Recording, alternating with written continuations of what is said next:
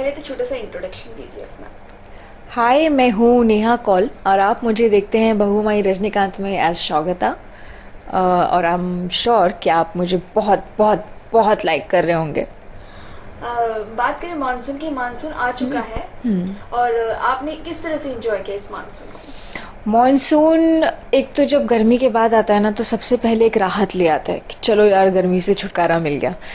और फिर वो बारिश की बूंदें, ऑटोमेटिकली पूरा माहौल जो है वो रोमांटिक हो जाता है। आपको मज़ा आने लगता है कि वाह, कहीं भी जाना है थोड़ी सी अपने आपके जो रेन कोट्स होते हैं वो बाहर निकल आते हैं, आपकी छतरियाँ बाहर निकल आती हैं, मज़ा आने लगता है मौसम का, क्योंकि आप एंजॉय कर सकते हो। जो गर्मी की वजह से, धूप की वजह से आप बाहर नहीं निकल रहे होते हो, बारिश में आप थोड़ा सा हल्की फुल्की बारिश हो तो आप बाहर भी निकलते हो, भीगने का भी कोई ज़्यादा प्रॉब्लम नहीं होता।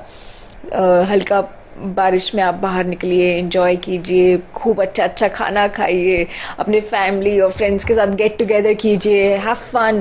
That is the essence of monsoon, I guess, for me. वैसे देखा जाए कुछ महीने पहले पानी की बहुत किल्लत थी लातूर साइड, काफी लोगों को, मतलब दैट इज़ राइट। तो रेन का कितना वैल्यू है, मतलब रेन का वैल्यू सिर्फ इंडिया में ही नहीं, हर जगह है। और यही तो तरीका है नेचर का अपने आप को रिसाइकिल करने का। जब हम गर्मियों में अपनी नदियों को पूरा सुखा देते हैं पानी यूज़ कर करके, या बोलिए ज़्यादा वेस्ट कर करके, तो फिर वो इस तरह से अपने आप को रिप्लेनिश करती हैं, अपने लेक्स भर जाते हैं हमारे मॉनसून में। हमारे जितने फार्मर्स हैं उनकी खेती के लिए इतना ज़रूरी होता है, हमारे फूड के लिए इतनी ज़रूरी है, क्योंकि उस बारिश से ही उनकी खेती फिर सिंचती है और आगे पकती है। तो ये बहुत ज़रूरी है, सिर्फ हम लोगों के लिए नहीं, आगे पूरी इकोनॉमी, पूरे देश के लिए, वैसे भी हर चीज़ के लिए मॉनसून, बारिश होना एक पर्टिकुलर अमाउंट में बहुत ज़रूरी है।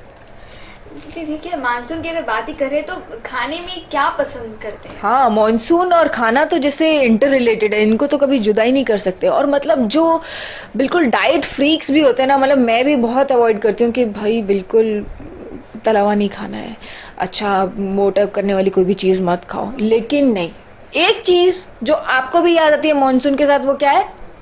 पकौड़े। यस, पकौड़े कोई रेजिस्ट नहीं कर सकता। चाय और पकौड़े कम से कम एक बार तो मतलब माफ है सबको, खाना ही चाहिए, और नहीं खाना तो पाप है मतलब। ऐसी कोई मेमोरी है जब आप कॉलेज या स्कूल लाइफ में थे, घर से आपको डांट पड़ी हो मानसून से, आप भीग के आए हो या कुछ ऐसा किया हो? हर बार। और हम लोग ना रेजिस्ट नहीं कर पाते थे, हर बार ऐसा बोलते थे कि चलो ठीक है, मम्मी ने डांट दिया, क्योंकि मम्मी को तो क्या है, उनको तो गीले कपड़े धोने पड़ते थे तो वो बहुत परेशान होती थी। लेकिन हम लोग कॉलेज में ऐसा करते थे कि अपना हमारी ड्रामेटिक सोसाइटी की जब प्रैक्टिस हुआ करती थी, उसके बाद कभी बारिश पड़ गई तो ऐसा नहीं कि हम लोग किसी शेड में घुस जाएं या अपने आप को बचा लें, उसमें ही हम लोग अपनी प्रैक्टिस करते रहते थे बारिश में। वो भी एक अपना मज़ा होता है, जैसे लड़के बारिश में फुटबॉल खेलते रहते, वैसे हम लोग अपनी प्रैक्टिस करते रहते थे ड्रामा की। स्ट्रीट प्लेस हम लोग किया करते थे और उसमें खूब भीग कर वापस घर आते थे। और जब ऑटो में वापस आ रहे होते थे तो इतनी ठंड लगती थी, क्योंकि हवा लगती थी।